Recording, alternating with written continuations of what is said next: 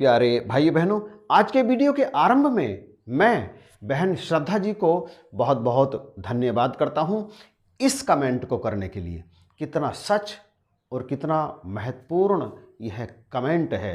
ब्रह्म ज्ञान यह कृपा साध्य मार्ग है, कर्म साध्य नहीं।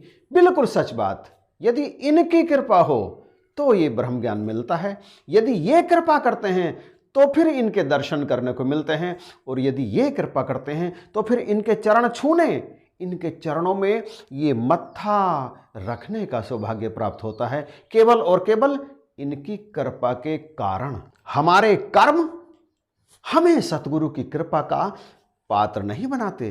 कर्म धर्म से न्यारा दाता, ना गोरा ना काला है। यह तो इनकी दया है, यह तो इनकी कृपा है जो अपने भक्तों पर अनायास ही बरसने लगती है। वरना हमारा कौन सा कर्म है जो इन्हें खुश कर सके।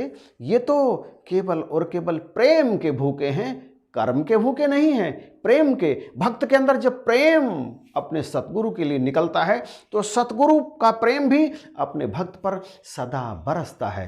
प्रेमी तो ये हैं और हम हैं लालची। ये कण कण में रमा राम अपने भक्तों को निहाल करने के लिए, उनको सुखी करने के लिए इस धरती पर प्रकट होता है, अवतरित होता है। तथापि आता तो ये सारे संसार के लिए है। सद्गुरु आता है इस जग में सुखिया करने कुल संसार। सद्गुरु आता है इस जग में जग का करने को उद्धार। सारे ही संसार के कारण सतगुरु जग में आता है, सबका उद्धार करने, सब पर कृपा करने, सबको सुखी करने के लिए आता है। परंतु सारे सुखी तो नहीं हो पाते। सुखी तो वही हो पाते हैं जिस पर इसकी कृपा बरसती है। यद्यपि जैसा दास के मुख से निकला, सब पर कृपा करने के लिए। ये वही बात है, उसी तरह की बात है जैसे जल बरसता तो सब जगह समान ही रूप से है, परंतु उसे ग्रहण वो ही कर पाता है जो गहरा होता है। उसी स्थान पर जल भरता है जहां गहरापन होता है। ऊंचे पानी नाटिके गहरे ही ठहराए। जो अंदर से खाली होता है जल वहीं पर भर जाता है। इसी तरह से जो भक्त, जो व्यक्ति अंदर से अपने आप को रिक्त कर लेता है, अपने कर्मों पर विश्वास नहीं करता कि मेरे कर्म अच्छे होंगे तभी मुझे सद्गुरु की प्राप्ति होगी, जो अपने आप में प्रेम प्रकट कर लेता है परमात्मा के प्रति, इस जगत के प्रति, उस पर सतगुरु मेहरबान हो जाते हैं। फिर भी सतगुरु को हैं शिष्य प्यारे दुनिया के सब लोगों से। सतगुरु शिष्य को मुक्त है करता दुनिया के सब रोगों से। सतगुरु अपने शिष्य को संसार के समस्त लोगों से अधिक प्रेम करते हैं, तथापि सारा संसार इन्हीं का है। फिर भी ये उन्हें अधिक प्यार इसलिए करते हैं क्योंकि शिष्य इनकी बात मानता है। जो शिष्य इनकी बात नहीं मानता, जो शिष्य इनसे विमुख रहता है, इनके वचनों को जीवन में नहीं अपनाता, उस शिष्य को ये उतना प्यार नहीं करते जितना उन शिष्यों को करते हैं जो इनके आदेशों को, जो इनके उपदेशों को अपने जीवन में उसी क्षण धारण कर लेते हैं, लागू कर लेते हैं जैसे ही इनका आदेश आता है। सदन कसाई का नाम सुना? कैसे कर्म करता था? सदगुरु की जब कृपा हुई तो कर्म बदल गए। कृपा साध्य मार्ग है, कर्म साध्य नहीं है। गणिका का नाम किसी ने नहीं सुना? कैसा काम करती थी? सतगुरु की कृपा हुई, कर्म बदल गए। कृपा साध्य मार्ग है, कर्म साध्य नहीं है। भूमिया चोर, सज्जन ठग, डाकू अंगुलीमाल, वाल्मीकि, किस किस का नाम लिया जाए। कितने बड़े बड़े कुकर्म कृत्य करने वाले ये व्यक्ति थे। इनके कर्म थे कि ये ब्रह्म ज्ञान के अधिकारी बन पाते? नहीं बन पाते।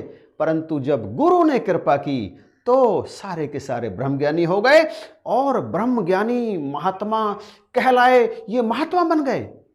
कृपा साध्य मार्ग है, कर्म साध्य मार्ग नहीं है। ब्रह्मज्ञान, ब्रह्मज्ञानी केवल ये हैं। हम ब्रह्मज्ञानी नहीं हैं, हम तो इनके फॉलोवर मात्र हैं। ब्रह्मज्ञानी का सकल आकार, ब्रह्मज्ञानी आप निरंकार। ये है निरंकार क्योंकि ये ब्रह्मज्ञानी हैं। हम निरंकार हैं? क्या इस निराकार को देखकर, केवल देखने मात्र से हम निरंकार बन गए? एक छोटी सी ट्यूब में भरी हुई हवा यदि इस विशाल हवा के भंडार को देख ले और वो अपने आप को ये भंडार ही समझने लगे, तो क्या हम इसे इसकी मूर्खता नहीं कहेंगे? यदि एक छोटी सी बोतल में भरा हुआ जल समंदर को देखकर अपने आप को समंदर ही समझने लगे, तो क्या उस बोतल में भरे हुए जल की ये मूर्खता नहीं होगी? हम इस निराकार ब्रह्म के बारे में रंच मात्र भी नहीं जानते। हमने इसे केवल देखा मात्र है, ये जानते हैं क्योंकि ये स्वयं ब्रह्म हैं। जैसा कि पहले कहा, ब्रह्म ज्ञानी का सगल आकार, ब्रह्म ज्ञानी आप निरंकार। ये सारा आकार इनका है, हमारा थोड़ा ही है। हम तो इसके केवल एक अंश मात्र हैं, केवल एक अंश मात्र।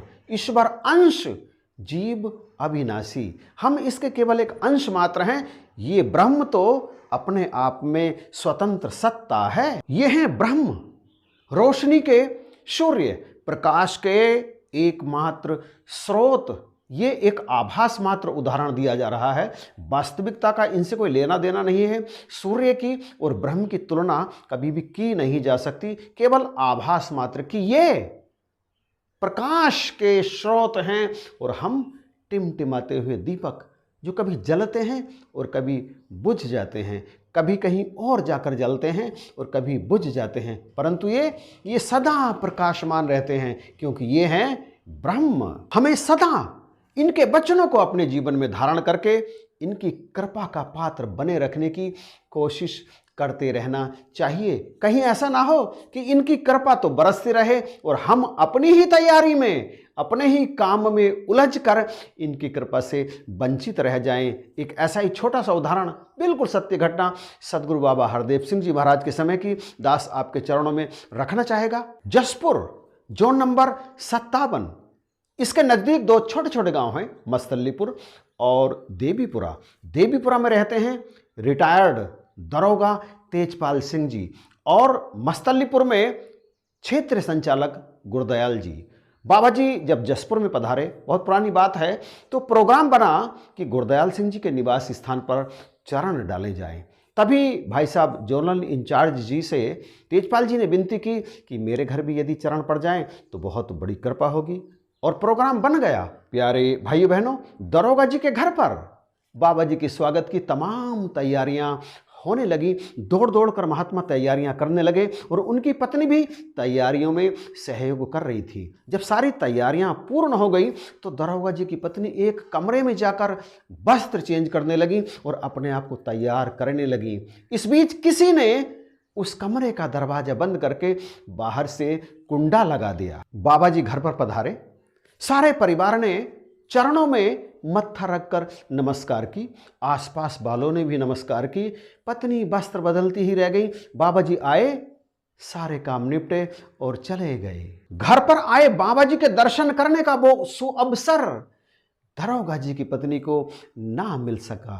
ये मार्ग कर्म साध्य नहीं है, ये मार्ग है कृपा साध्य। जब सद्गुरु की कृपा होती है और जिस पर सद्गुरु की कृपा होती है उसी के ऊपर होती है, बाकी तो हाथ मलते ही रह जाते हैं। इस ब्रह्म ज्ञान को प्राप्त करने से पूर्व हमारे कर्म कैसे हैं ये मायने नहीं रखता। मायने ये रखता है कि जब निराकार प्रभु का ये ज्ञान इनकी कृपा से हमें मिल जाता है तो अब हमारे जीवन में परिवर्तन आया है या नहीं आया है। यदि जीवन में परिवर्तन आया है तो वो कर्म भी सद्गुरु की कृपा के वाहक बन जाएंगे, और यदि बदलाव नहीं आया तो वो ब्रह्म ज्ञान भी हमें सुख, संतोष, संतुष्टि, शांति नहीं दे पाएगा, क्योंकि ये सब कुछ मिलता है इनकी कृपा से। तो हमें कोशिश करनी चाहिए कि हम इनकी कृपा के हकदार बने रहें। प्रेम हमारे अंदर से उपजे, अपनापन हमारे अंदर से उपजे, दया करुणा हमारे अंदर से उपजे, तब हम इनकी कृपा के पात्र बन सकते हैं। तो कृपा करो, बख्शिश करो। इस वीडियो के बारे में आपकी राय का इंतजार करूंगा। इस चैनल पर यदि आप पहली बार वीडियो देख रहे हैं तो प्लीज़ इसे सब्सक्राइब जरूर कर लीजिएगा और इस वीडियो को शेयर करना बिल्कुल भी मत भूलना। इन्हीं शब्दों के साथ आप सभी को जय हिंद, नमस्कार और प्यार भरी धन्यवाद।